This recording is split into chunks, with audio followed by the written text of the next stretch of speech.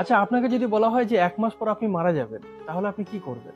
কারো সাথে ঝগড়া করবেন? করবেন না। তখন আপনার সাথে যদি বহু বছর ধরে কারো সাথে ঝগড়া চলছে, যার সাথে আপনার বহু বছর কথা হচ্ছে না, দোষটা হয়তো সেই ব্যক্তিরই, আপনি তাও তাকে ডেকে নিয়ে এসে হয়তো ক্ষমা চাইবেন। কারণ আপনি জেনে গেছেন যে আপনি আর এই পৃথিবীতে বেশিদিন থাকবেন না। তখন আপনার যদি কোথাও ঘুরতে যাওয়ার শখ থাকে, আপনি সেখানে ঘুরতে যাবেন। তখন আপনার যদি কিছু খেতে ইচ্ছা করে, আপনি সেটা খাবেন। কারো সাথে কথা বলার ইচ্ছে হলে তার সাথে কথা বলবেন। ওই ১ মাস কিন্তু আপনার জীবনটা অন্যরকম হয়ে যাবে। আজ কিন্তু আমরা কেউই সেভাবে জীবনযাপন করি না। যেমনভাবে একজন মানুষ যখন জানতে পারে যে ১ মাস পর আমার মৃত্যু হবে, সে যেভাবে জীবনযাপন করে আমরা কিন্তু সেভাবে করি না। কেন করি না জানেন? কারণ আমরা সবাই কল্পনা করি যে আমরা এখনো বহুদিন বাঁচবো। ৮০ বছর বাঁচবো, ১০০ বছর বাঁচবো। কিন্তু এটা সম্পূর্ণই একটা ধারণা। কাল সকালে কার কার ঘুম ভাঙবে কেউ জানে না। ১ মাস পর কে কে এই পৃথিবীতে বেঁচে থাকবে কেউ জানে না। তাহলে আমরা আমাদের জীবনটাকে এইভাবে কেন উপভোগ করি না?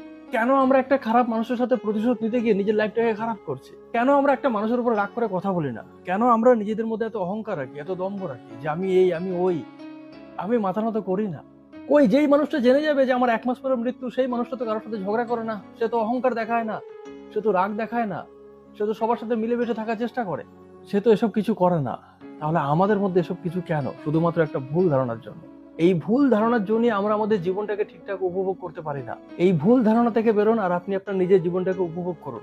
এই পৃথিবীতে এসে এর সাথে ঝামেলা করা, ওর সাথে ঝগড়া করা, ওর সাথে অশান্তি করা, এটা আপনার জীবনের উদ্দেশ্য না।